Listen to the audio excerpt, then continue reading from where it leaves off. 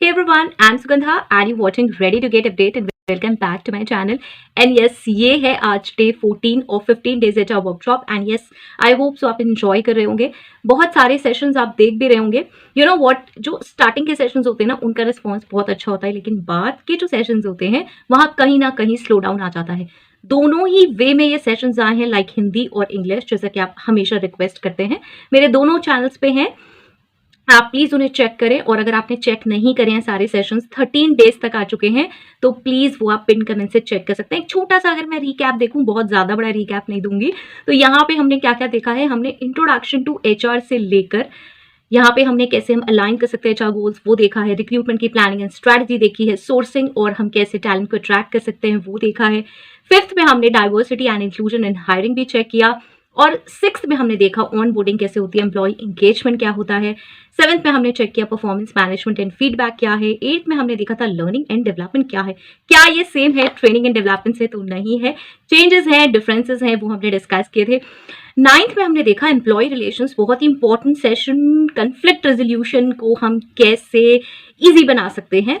और डे 10 में हमने देखा एचआर मैट्रिक्स एंड एनालिटिक्स, उसी का एक और कंटिन्यूएशन.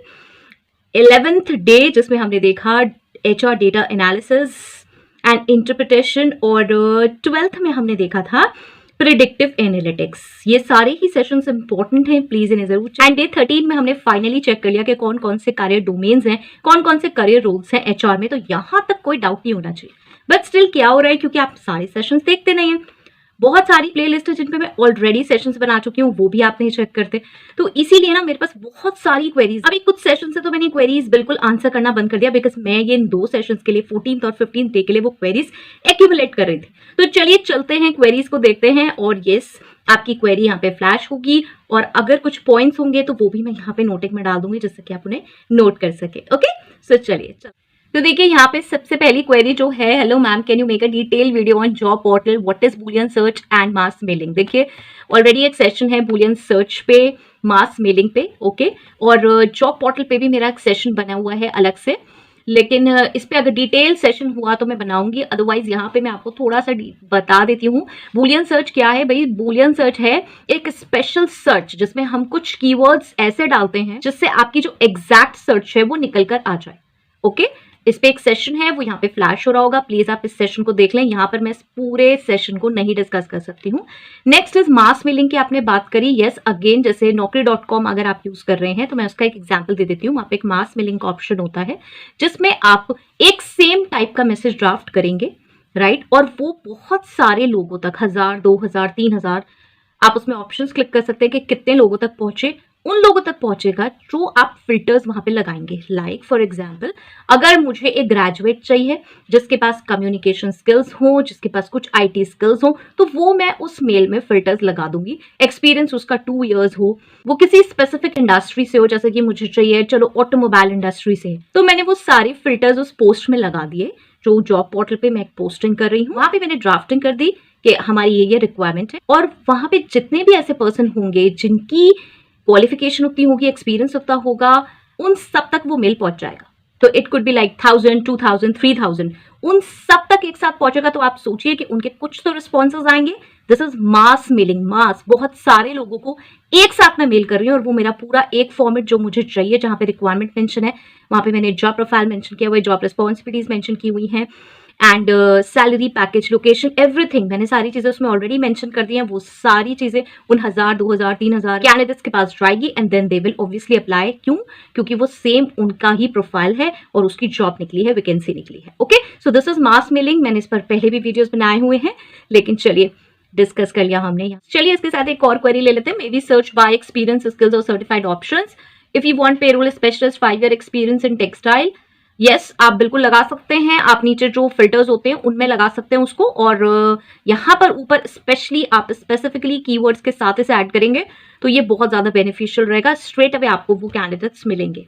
ओके, नेक्स्ट क्वेरी है, इसमें देखते हैं. Ma'am please help me how to get assistant HR manager designation, how to look for this type of job, and what are the computer skills required to get this position. Again देखिए, पहले ना job को check कीजिए, वहां पे job description में बताया हुआ होगा उन्होंने कि कौन कौन सी स्किल्स रिक्वायर्ड है.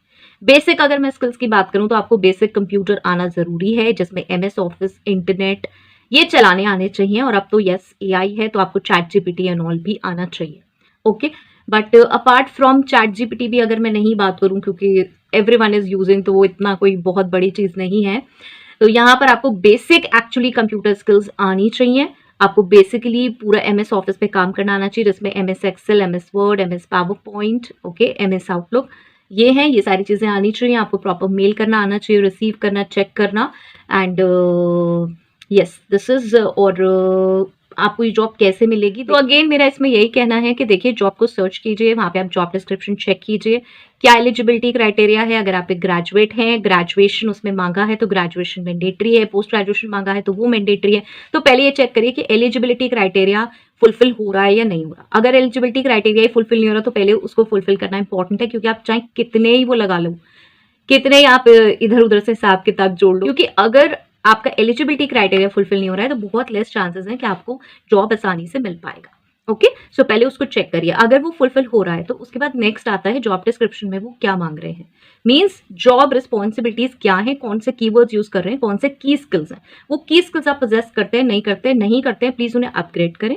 और उसके बाद वो जो कीवर्ड्स यूज कर रहे हैं कि उन्हें जो एम्प्लॉय चाहिए, उन्हें जो कैंडिडेट चाहिए वो ऐसा चाहिए, वो अपने रेज्यूमे में डालिए, कवर लेटर में डालिए, वो वर्ड्स ज्यादा से ज्यादा यूज करिए अपने सीवी में, अपने रेज्यूमे में, अपने कवर लेटर में, अपने जॉब एप्लीकेशन में। तभी आपका जो रेज्यूमे है वो फिल्टर होकर उनके पास आएगा और तभी चांसेस है कि वो आपको कॉल करेंगे। ओके, सो अगेन मैंने बहुत बार इसके बारे में डिस्कस किया। अगर आप स्पेसिफिकली जो मैंने पहले सेशंस में आए हैं उसमें से कोई देखना चाहते हैं तो आपको यहाँ पे आपको हर जगह पिन कमेंट में मिल जाएंगे।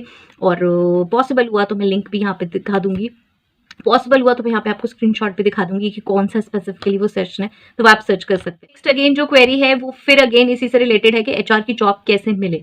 Hello ma'am, I am from non MBA graduate but I am interested in HR department, give me some suggestions, where can I apply for jobs, which role I need to apply as a fresher and for the skills needed. देखिए आप non MBA graduate हैं, फिर again वही है, आप जिस profile में जाना चाहते हैं पहले उसको देखिए। पहले एचआर को समझना जरूरी है, एचआर के कौन से डोमेन को आप लाइक करते हैं। तो सबसे पहला काम है बेसिक एचआर को जानिए कि क्या है एचआर में, कौन कौन से डोमेन्स हैं। इससे पहला ही सेशन है जो डे 13 है, उसमें करियर रोल्स मैंने मेंशन किए। आप कौन सा करियर रोल चूज करना चाहते हैं उसके अकॉर्डिंग आपको प्रिपरेशन करनी पड़ेगी। देखिए आप चाहे किसी से भी ग्रेजुएट हैं, उससे कोई इशू नहीं होता। बहुत बार जनरलाइज जॉब्स निकलती हैं एचआर में जहां पे वो सिर्फ ग्रेजुएट मांगते हैं, लेकिन कुछ बेसिक स्किल्स वो चाहते हैं। वो ये नहीं चाहते कि आप एकदम जाओ और आप बिल्कुल न्यूट्रल हो, राइट? आपको कुछ भी एचआर के बारे में नहीं पता। तो इसीलिए मेरी एडवाइस रहती है कि पहले आप एचआर को जानिए, उसके टर्म्स जानिए, एक्चुअली कौन कौन से करियर रोल्स अवेलेबल हैं, कौन से डोमेन अवेलेबल हैं, उनके लिए क्या प्रिपरेशन करनी है, पहले उसको चेक कीजिए, उसके बाद ही आप इस करियर को चूज कर पाएंगे। नाउ अगेन एक और क्वेरी है, बिकॉज यहाँ पे मैं जो क्वेरीज ले रही हूँ वो करियर इन एचआर या जॉब्स इन एचआर से रिलेटेड ले रही हूँ। 15th में मैं डिफरेंट क्वेश्चंस चूज करूंगी। ओके, सो ये है, can a BCom honours graduate with keen interest in HR industry get entry level jobs and then pursue MBA और should pursue MBA first and then enter. Now see again ये वही वाला answer है। यहाँ पर देखिए इंपॉर्टेंट ये है कि आप किस कंपनी को चॉइस कर रहे हैं। अगर आप किसी ऐसी टॉप ब्रांड कंपनी को चॉइस कर रहे हैं जहाँ की एलिजिबिलिटी क्राइटेरिया ये है कि आपका जो एमबीए है वो टॉप स्कूल से होना चाहिए, तो यस एमबीए इज रिक्वायर्ड। अगर आप ऐसी कंपनीज को चूज कर रहे हैं जहां पर आपको ये है कि यार बस मुझे एंट्री मिल जाए, वहां पे अगर ग्रेजुएट मांग रहे हैं या पोस्ट ग्रेजुएशन मांग रहे हैं कहीं से भी, तो मुझे कोई इश्यू नहीं है, मैं पहले अपना करियर यहाँ से स्टार्ट कर लूँ। तो ये आपकी चॉइस पे डिपेंड करता है कि आप कहाँ जाना चाहते हैं। ओके, मेरा कहना यही है कि पहले आप सिलेक्ट कीजिए किस करियर रोल में आप जाना चाहते हैं, क्योंकि आप पूछ रहे हैं कि HR industry get entry level jobs मिल जाएगी, और यस बिल्कुल जॉब्स मिल जाएंगी, इंटर्नशिप्स अवेलेबल हैं, आप इंटर्नशिप्स भी ट्राई कर सकते हैं। अगेन वही है, पहले एचआर डोमेन करियर रोल्स जानिए एचआर में, क्योंकि आपको रिक्रूटमेंट के प्रोफाइल्स जनरली बहुत जल्दी मिलेंगे, वहां आप जाना नहीं चाहेंगे। तो आपको पहले अंडरस्टैंड करना चाहिए कि रिक्रूटमेंट है तो रिक्रूटमेंट में क्या क्या चीज़ें हैं, आप उससे कैसे स्विच कर सकते हो, या फिर कौन सा स्पेसिफिक आप इसमें करियर रोल लेना चाहते हैं, कौन से डोमेन में आप जाना चाहते हैं। एंड अगेन वही कि अगर आप किसी टॉप कंपनी में जाना चाहते हैं, ब्रांडेड कंपनी में, तो यस वहाँ पे प्रायोरिटी रेगुलर एमबीए की होगी। तो बेटर है कि आप पहले इसे चूज करें, सिलेक्ट करें कि आप किस कंपनी को चॉइस कर रहे हैं। चलिए नेक्स्ट देखते हैं, मैम क्या एचआर का इंटरव्यू हिंदी में दे सकते हैं क्या? फ्रेशर रिप्लाई मैम, ओके सी ऐसा है, ये क्वेश्चन मैंने इसलिए लिया है क्योंकि कहीं ना कहीं से दौड़ दौड़ के ना ये क्वेश्चन मेरे पास आ ही जाता है। और अक्सर लोग पूछते हैं कि क्या हिंदी में दे सकते हैं इंटरव्यू। देखिए ऐसा है, आप किसी ऐसी ऑर्गेनाइजेशन में अप्लाई कर रहे हैं जहाँ पे ना हिंदी इंग्लिश का कोई पंगा नहीं है। मतलब वो कह रहे हैं ठीक है आप आओ, बहुत स्मॉल सी ऑर्गेनाइजेशन है, ज्यादा लोग काम नहीं कर रहे, आपको थोड़ा सा ही काम करना है, मतलब यहीं पर ही ऑफिस ड्रॉप करना है और आप आ जाओ। और हिंदी इंग्लिश की कोई प्रॉब्लम नहीं है, बस हमें तो एक पर्सन चाहिए। वहां के लिए तो फिट है, फिर चलो शायद आपका हिंदी में इंटरव्यू हो जाए। लेकिन वहां पर भी ना लेटर ऑन आपको प्रॉब्लम आएगी। वो क्या आएगी वो आप समझिए। देखिए हम जिस कंट्री में हैं, आप कहेंगे हाँ यार ये हिंदी मेन लैंग्वेज है, बिल्कुल। लेकिन यहाँ पे इतनी सारी स्टेट्स हैं जहां पे हिंदी कॉमन लैंग्वेज नहीं है। मीन्स बहुत सारे स्टेट्स के लोग हैं, वहां पे उनकी अपनी स्टेट लैंग्वेजेस हैं, तो वहां बहुत डिफिकल्टी है समझना हमारी ये हिंदी लैंग्वेज। तो वहां पे मुझे चाहिए कॉमन लैंग्वेज उन लोगों से इंटरेक्ट करने के लिए, ठीक है। तो उन लोगों से जब मैं इंटरेक्ट करूंगी तो वो कॉमन लैंग्वेज क्या होगी, वो होगी इंग्लिश। वो एक नॉर्मल सी बात है। अब ये हो गई हमारी कंट्री की बात, और अगर हमें कंट्री से बाहर किसी से बात करनी है वहां तो और भी इशू आने वाला है, क्योंकि और भी बहुत सारी मल्टीपल लैंग्वेज हो जाएंगी, मल्टीपल डाइवर्स पीपल होंगे, ठीक है। तो सबसे इंटरेक्ट करने के लिए, प्रॉपरली इंटरेक्ट करने के लिए मुझे कॉमन लैंग्वेज चाहिए एंड दैट इज इंग्लिश। तो भाई मुझे इंग्लिश तो सीखनी पड़ेगी। ये कोई डिबेटेबल टॉपिक नहीं है, मैंने पहले भी इसके बारे में बात की है। आपको जितने लोगों से बात करनी है तो एक कॉमन लैंग्वेज चाहिए, वो एक इंग्लिश लैंग्वेज है। अब आप कहेंगे कि यार मुझे तो बात करने की जरूरत नहीं, मैं तो एक ऐसी कंपनी में गया हूं जहां पे नहीं होता। तो ऐसा है, बहुत सारे स्टैट्यूटरी कंप्लायंसेस आएंगे, बहुत सारे अपडेट्स आएंगे, बहुत सारी पॉलिसीज आपको बनानी होंगी, ये सब इंग्लिश में ही होगा नॉर्मली। आपको मेल्स भेजने होंगे, वो भी इंग्लिश में आप भेजोगे। हिंदी में इतने कंफर्टेबली मेल्स नहीं भेजे जाते। आपके पास कोई मेल आएगा तो फिर वो इंग्लिश में आएगा, तो जगह जगह आपको प्रॉब्लम होगी और आप सोचोगे यार ये जॉब तो मिल गई, उस वक्त तो मुझे कहा गया था कि हिंदी की जरूरत है, इंग्लिश की जरूरत नहीं है, और अब ये मेरे साथ क्या कर रहे हैं, मेरे साथ चीटिंग कर रहे हैं कंपनी वाले। वो अब कह रहे हैं यार तुम इंग्लिश में इंटरेक्ट करो, राइट। तो ये प्रॉब्लम आपको आज नहीं तो कल आनी ही आनी है जब आप जॉब में चले जाओगे ऐसे हिंदी में इंटरव्यू देके, ठीक है। सो क्यों ना हम पहले ही 2-4 महीने लगा के इस चीज को इंप्रूव कर लें और फिर चले जाएं जॉब के लिए, राइट। सो यहाँ से कंक्लूजन निकलता है कि इंग्लिश नेसेसरी है, और जहां तक है 99% केसेस में आपका जो इंटरव्यू है वो इंग्लिश में होगा या फिर हिंदी इंग्लिश में होगा, जहां पे इंग्लिश में एक्सपेक्ट किया जाएगा कि आप इंट्रोडक्शन दें, कुछ क्वेश्चंस आंसर करें और फिर वो कैजुअली हिंदी में भी आपसे बात कर ले।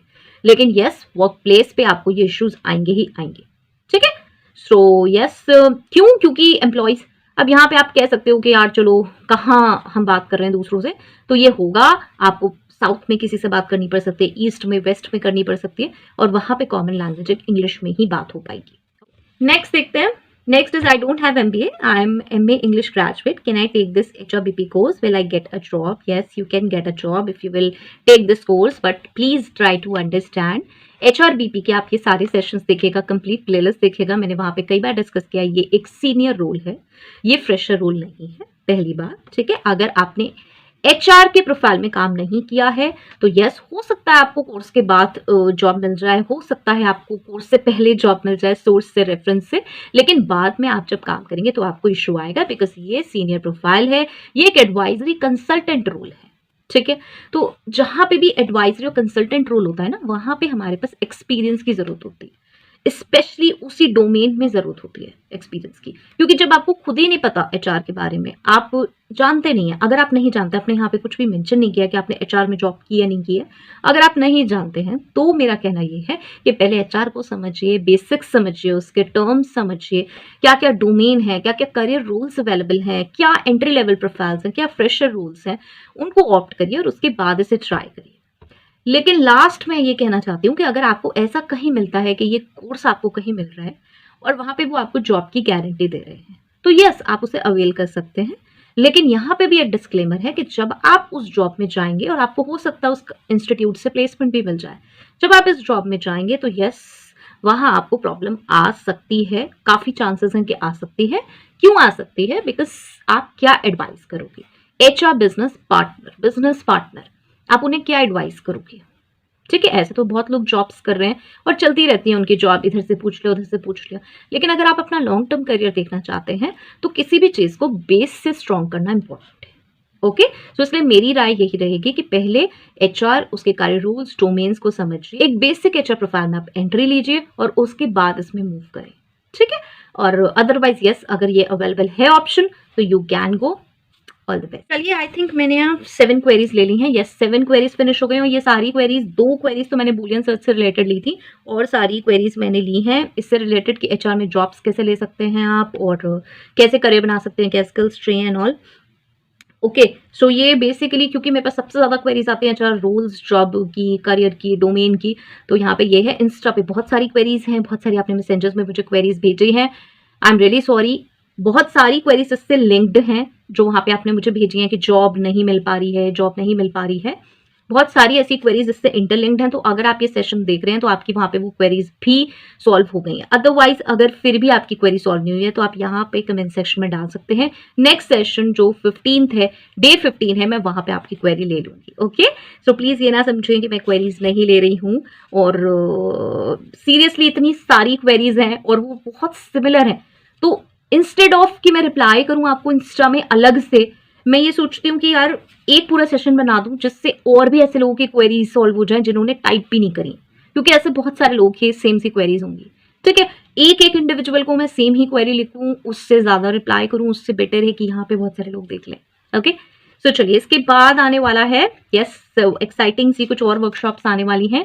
मेरी रिक्वेस्ट है प्लीज ये जो 13 डेज गए हैं ये सारे आप चेक कर लें। ओके, आपके लिए बहुत हेल्पफुल रहेंगे, बहुत बेनिफिशियल है। जनरली अगर आप कुछ भी एचआर के बारे में नहीं जानते ना, तो ये सेशंस आपको बहुत हेल्प करेंगे, इंग्लिश में, हिंदी में, जिसमें भी आपको देखने हैं आप देख सकते हो। उसके बाद अभी आने वाली है रिक्रूटर वर्कशॉप। प्लीज अगर आप चाहते हैं मुझे जरूर कमेंट सेक्शन में बताएं। अगर आपको रिक्रूटर वर्कशॉप चाहिए, पेरोल वर्कशॉप चाहिए, स्टैट्यूटरी कंप्लायंसेस वर्कशॉप चाहिए जिसमें हम लेबर लॉज एंड बहुत सारे लॉज जो एचआर के लिए यूजफुल हैं वो डिस्कस करेंगे। Okay, so yes, brief summarize workshop मिलेगी जिसमें आपको पूरे पूरे एक्ट्स पढ़ने की जरूरत नहीं है। अगर आप थोड़ा सा समझना चाहते हैं कि एक्चुअली इस एक्ट में क्या है, उसको मैं पढ़ लूँ, जैसे कि मिनिमम वेजेस एक्ट है उसमें मैं क्या पढ़ लूँ, क्या जरूरी है, तो वो आपको इस वर्कशॉप में मिलेगा। लेकिन ये वर्कशॉप तभी जब आप मुझे कमेंट सेक्शन में बताएंगे कि वर्कशॉप्स चाहिए, right. So I hope so this was helpful, एंड अगर हेल्पफुल है मुझे जरूर बताएं। So till next video, all the very best, stay happy, stay safe, thanks for watching, bye bye.